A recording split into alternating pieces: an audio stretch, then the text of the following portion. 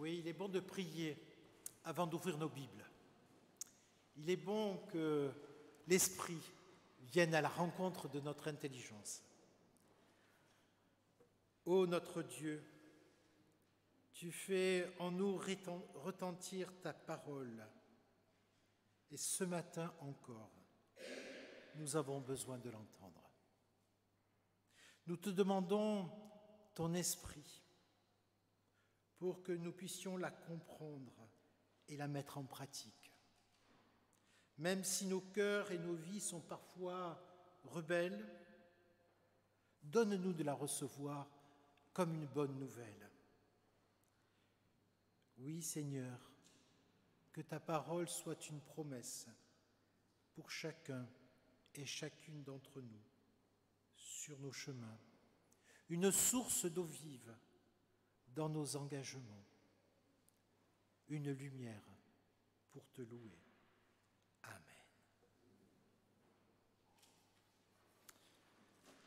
Alors nous écouterons deux textes, c'est les textes qui sont offerts pour nous aujourd'hui dans nos lectures. Le premier est dans l'Ancien Testament, au livre du Lévitique, au chapitre 19. Merci. Donc au chapitre 19, les versets 1 et 2 et 13 à 18. Le Seigneur adressa la parole à Moïse. « Parle à toute la communauté des fils d'Israël.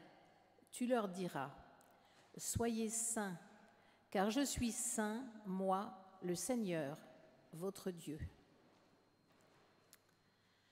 Et les versets 13 à 18. « N'exploite pas ton prochain et ne le vole pas. La paye d'un salarié ne doit pas rester entre tes mains jusqu'au lendemain. N'insulte pas un sourd et ne mets pas d'obstacle devant un aveugle. C'est ainsi que tu auras la crainte de ton Dieu. C'est moi, le Seigneur. Ne commettez pas d'injustice dans les jugements. N'avantage pas le faible et ne favorise pas le grand, mais juge avec justice ton compatriote. Ne montre pas calomniateur de ta parenté et ne porte pas une accusation qui fasse verser le sang de ton prochain. C'est moi, le Seigneur. N'aie aucune pensée de haine contre ton frère, mais n'hésite pas à réprimander ton compatriote pour ne pas te charger d'un péché à son égard.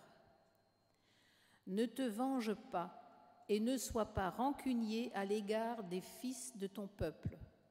C'est ainsi que tu aimeras ton prochain comme toi-même. C'est moi, le Seigneur.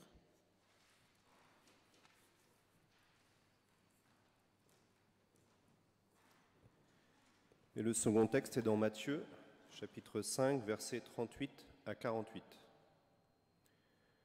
Vous avez appris qu'il a été dit « œil pour œil et dent pour dent ». Et moi, je vous dis de ne pas résister aux méchants. Au contraire, si quelqu'un te gifle sur la joue droite, tends-lui aussi l'autre. À qui veut te mener devant le juge pour prendre ta tunique, laisse aussi ton manteau. Si quelqu'un te force à faire 1000 pas, fais-en 2000 avec lui. À qui te demande, donne. À qui veut t'emprunter, ne tourne pas le dos. Vous avez appris qu'il a été dit, tu aimeras ton prochain et tu haïras ton ennemi. Et moi je vous dis, aimez vos ennemis et priez pour ceux qui vous persécutent, afin d'être vraiment les fils de votre Père qui est aux cieux, car il fait lever son soleil sur les méchants et sur les bons, et tomber la pluie sur les justes et les injustes. Car si vous aimez ceux qui vous aiment, quelle récompense allez-vous en avoir ? Les collecteurs d'impôts eux-mêmes n'en font-ils pas autant ? Et si vous saluez seulement vos frères, que faites-vous d'extraordinaire ? Les païens n'en font-ils pas autant ? Vous donc, vous serez parfaits comme votre Père céleste est parfait.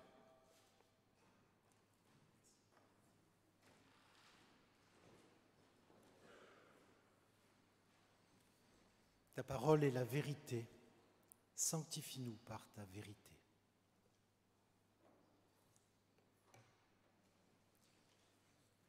Nous prenons le cantique 45-01, Ta volonté, Seigneur, mon Dieu. Les 4 strophes aussi.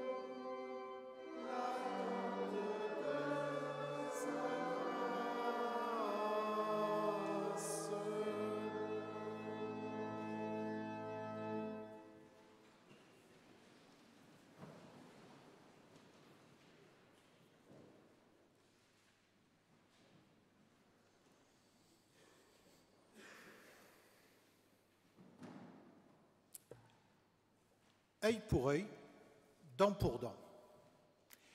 Il y a des versets dans la Bible qui claquent comme des coups de fouet. Cependant, dans le Proche-Orient ancien, cette parole ancestrale que Jésus redit est une étape essentielle pour réguler la violence. Les premières traces de la loi du talion, on les trouve gravées dans le code de Hammurabi. C'est un texte juridique babylonien du XVIIIe siècle avant Jésus-Christ, et c'est à ce jour le texte le plus complet qui parle des relations et des codes de loi connus en Mésopotamie antique. Si vous avez 5 minutes, allez le voir. Il est au musée du Louvre et on peut y lire, avec la traduction bien sûr, « Si quelqu'un a crevé l'œil d'un homme libre, on lui crèvera l'œil. Si quelqu'un a cassé une dent d'un homme libre, on lui cassera une dent. » Cela peut nous paraître barbare aujourd'hui, mais ce système d'application de peine est limité aux préjudices subis. Et cela a permis à ce que les personnes ne prennent pas et ne fassent pas justice pour elles-mêmes. Et en faisant justice pour elles-mêmes, qu'elles fassent un préjudice beaucoup plus grand que la première atteinte. Oui, c'est le début d'un ordre pour vivre ensemble dans une société pour le traitement des crimes et des délits. Le livre du Lévitique que nous avons entendu dans cette lecture fait référence explicitement à ce code pour limiter le risque d'une vengeance interpersonnelle. Et je crois que le Lévitique veut nous extraire de cette violence interpersonnelle. Il faut reconnaître les agressions, mais pas devenir soi-même un bourreau. Si certains courants dans l'Ancien Testament, je pense aux Sadducéens qui ont mis en application stricte et littérale cette règle, le courant des pharisiens, lui, gardera l'esprit de cette loi pour l'appliquer sous forme de dédommagement financier. Ce qui est intéressant avec l'évangile de Matthieu, c'est que Jésus annonce une nouvelle interprétation de la loi du talion, une nouvelle manière de vivre la loi et notre rapport à Dieu. Et c'est sur 3 questions que j'aimerais vous entraîner ce matin dans notre réflexion. Voici mes 3 questions, je dévoile mon plan. Quel est notre rapport de manière intime à la loi de Dieu? Comment la recevons-nous? Comment la vivons-nous? Deuxième question, c'est quels sont en réalité nos ennemis? Parce que le texte est relativement précis. Il dit œil pour œil, dent pour dent, mais tu ne laisseras pas la violence vers ton ennemi. Troisième question, c'est quelle est en réalité cette nouvelle dimension de la loi proposée par Jésus? Et de fait, quelle est sa nouvelle interprétation? Quelle est sa compréhension de l'amour de Dieu?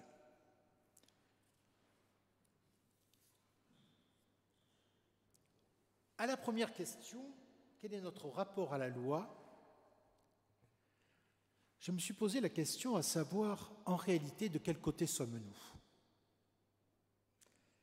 De celui qui tend la joue ou de celui qui donne des gifles? Serions-nous une tête à claque, condamnés à faire face et à se taire face aux puissants et aux méchants? Ou préférons-nous donner des gifles pour corriger ce que nous considérons comme fautif par rapport à nos propres règles? Pourquoi, au niveau de l'ordre du monde, pourquoi certains États appliquent-ils encore et toujours la loi du talion en pratiquant la peine de mort comme juste compensation par rapport à l'horreur d'un crime? Notre rapport à la loi induit une éthique. Et Jésus vient provoquer cette éthique. Dans sa 5e antithèse, c'est-à-dire dans la finale des béatitudes que nous avons entendues, la première réponse de Jésus est de sortir de ce cercle de la vengeance. Ne pas être répondant et rester dans une violence réciproque. Il faut se libérer de cela. Et c'est la nouvelle dimension de la loi que Jésus propose. Il donne 3 exemples presque quotidiens, mais des exemples qui en réalité sont assez radicaux. Tendre l'autre joue, laisser encore le manteau, faire 2000 alors qu'on ne vous en demande qu'un seul. Et Jésus recommande à ne pas répondre à la violence par une autre forme de violence et ainsi alimenter le moteur du méchant et de la méchanceté. Dès le début de son enseignement sur le mont et sur la montagne des béatitudes, Jésus énonce son programme. Il n'est pas venu pour abroger la loi, mais pour l'accomplir. Accomplir la loi des prophètes. L'Évangile nous donne alors un nouvel éclairage, une nouvelle approche de cette révélation divine et de la plénitude du sens sur ce que signifie la volonté de Dieu. En conséquence, les disciples de Jésus veulent vivre et peuvent vivre une nouvelle relation. Ils doivent surpasser la justice des pharisiens qui pensent se sauver par une accumulation de mérites en faisant du bien, en donnant. Mais cela n'est pas suffisant. Jésus veut incarner la continuité de la révélation de Dieu d'une autre manière, d'une manière nouvelle. C'est en affirmant la continuité de la loi, mais en revenant à l'essentiel, celle du respect de l'ennemi, que l'amour et la promesse de Dieu peuvent se réaliser. Respecter son ennemi. Ne pas laisser la place dans cette relation avec l'ennemi à la violence. Il y a un accomplissement de la loi parce que cela dépasse notre entendement et nos propres forces. Qui peut accepter d'aimer avec charité son ennemi par ses propres forces? La finale du texte nous place dans une perspective qui est « Vous serez parfaits, comme votre Père céleste est parfait ». Alors là, si déjà aimer son ennemi, c'est quelque chose de relativement difficile, viser la perfection, c'est carrément impossible. Alors il faut regarder un peu ce mot grec, téléios, qui a été traduit en latin par perfection. Mais en réalité, cette perfection, elle ne vise pas une pureté morale ou spirituelle ou intérieure. Être parfait, ça s'adresse aussi à des salauds. Ce n'est pas ça. C'est celui qui tend son être vers un achèvement, vers un point d'arrivée. Être parfait, c'est aller et devenir intègre par la puissance de Dieu. Le mot parfait est traduit aussi par pureté en hébreu être sans tache, ne pas se laisser souiller. Soyez parfaits comme votre Père du ciel est parfait, c'est la référence ultime de l'agir de Dieu. La vocation du disciple, c'est d'être parfait à l'image du Père. C'est marcher dans les pas du Christ. C'est avancer. Et Jésus nous encourage à aller vers cette perfection. Jésus va fonder une éthique évangélique sur cette relation filiale qu'il a avec le Père et cette relation de fraternité qu'il veut instaurer avec nous. Cette relation de fraternité, il la veut pour tous, les bons comme les méchants. Et de fait, cela implique un changement, une conversion dans notre regard pour considérer que le méchant, c'est un frère en Christ, un enfant de Dieu. Alors peut-être, dans cette loi qui établit une nouvelle justice, il y aura une reconnaissance. Aux pharisiens qui lui demandent quel est le plus grand commandement, Jésus répondra à partir de ce texte que nous avons entendu du Lévitique et qui dépasse la loi du talion. Tu aimeras ton prochain comme toi-même. Tu aimeras celui qui est face à toi, au-delà de ce qu'il est, au-delà de ses actes. Tu l'aimeras comme toi-même. Tu établiras avec lui une nouvelle fraternité. Mais le texte du Lévitique que nous avons entendu est très clair. Tu ne passeras pas l'éponge sur ses erreurs. Tu lui diras la vérité. Ne te chargeras pas de son crime. Tu ne le garderas pas dans ton cœur. Tu parleras et tu établiras la justice pour le délivrer de sa méchanceté et qu'il soit pleinement reconnu comme un frère. Oui, cette deuxième question, elle nous touche.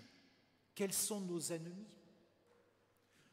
Alors peut-être on va dire des prénoms dans nos vies, que ce soit le chef de service, le collaborateur, peut-être même dans nos familles qui ne vivent pas forcément des moments de calme. Mais derrière cela, il y a cet appel à reconnaître l'amour de Dieu dans tous ceux avec qui nous avons une difficulté pour établir une relation, une difficulté à regarder, à parler lorsque notre estomac se noue devant telle ou telle personne, parce que nous ne sommes pas en mesure, avec nos forces, de pouvoir dépasser cette crispation.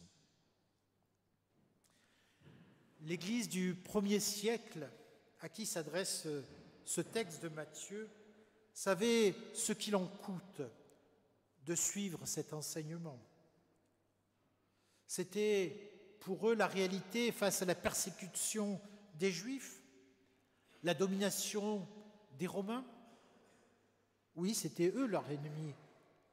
Et pourtant, les béatitudes ont résonné dans ce contexte, pour les disciples, pour les foules et pour des générations, comme une source de joie et de libération. L'exhortation transmise par Matthieu est claire. À qui te donne, à qui te demande, donne. C'est le geste de l'aumône, c'est le geste de la charité, c'est le geste du don et du prêt, sans intérêt, sans attendre quoi que ce soit comme reconnaissance.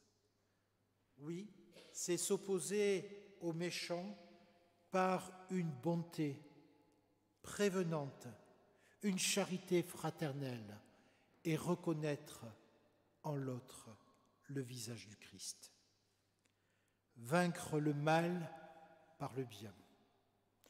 Au-delà encore, c'est la conformité à l'attitude même du Père qui nous est demandée. Le Christ, puisant son énergie dans l'amour du Père, Et le Christ nous invite, nous aussi, à puiser notre énergie dans l'amour de son Père. C'est vraiment dans des gestes ordinaires que nous pouvons traduire ainsi l'extraordinaire de Dieu. Oui, en vivant l'amour des hommes jusqu'au bout, Jésus y a accompli cette perfection, une perfection qui nous échappe par notre intelligence ou nos forces. Il est devenu l'expression incarnée de la perfection même de Dieu, en aimant jusqu'au bout ses ennemis, en allant jusqu'au bout de sa mort et de sa vie, un amour sans condition. Ainsi, dans son enseignement, Jésus parle avec une autorité renouvelée, non pas pour juger la loi du talion, mais pour la dépasser, non pas pour abolir la loi de Dieu et celle des prophètes, mais pour l'accomplir. Il est, par sa présence, un nouveau guide et un homme qui appelle à reconnaître l'amour du Père. Alors, les béatitudes nous tracent un chemin, celle d'une humanité réconciliée, celle d'une humanité où l'homme retrouve, et la femme, sa véritable humanité. Oui, le vrai disciple n'est pas simplement une belle âme ou un homme, mais c'est bien un homme et une femme ordinaires, mais un homme et une femme appelés à la perfection divine, une perfection qui nous est donnée dès aujourd'hui pour vivre notre vie de disciple. C'est à travers ce chemin que l'homme devient véritablement un homme, une femme, un frère, une sœur en Christ, un enfant aimé de Dieu. Pour le disciple, alors, la loi nouvelle, elle a un nom, c'est le Christ. Un enseignement qui choisit volontairement et indéfectivement la vie, une vie pleine et entière. Oui, la force de l'Évangile est un étonnant appel à la liberté, à une liberté de relation, de reconnaissance, et elle nous est offerte pour vivre un espace nouveau de justice et de solidarité. Alors à chacun de nous de vivre cette perfection. Elle nous est donnée. Nul n'a besoin de l'acquérir. Oui, le Père est le modèle, le Fils nous la montre, elle est devenue accessible. Que son amour et ses largesses, nous puissions les partager nous aussi, sans distinction et sans limite. Amen.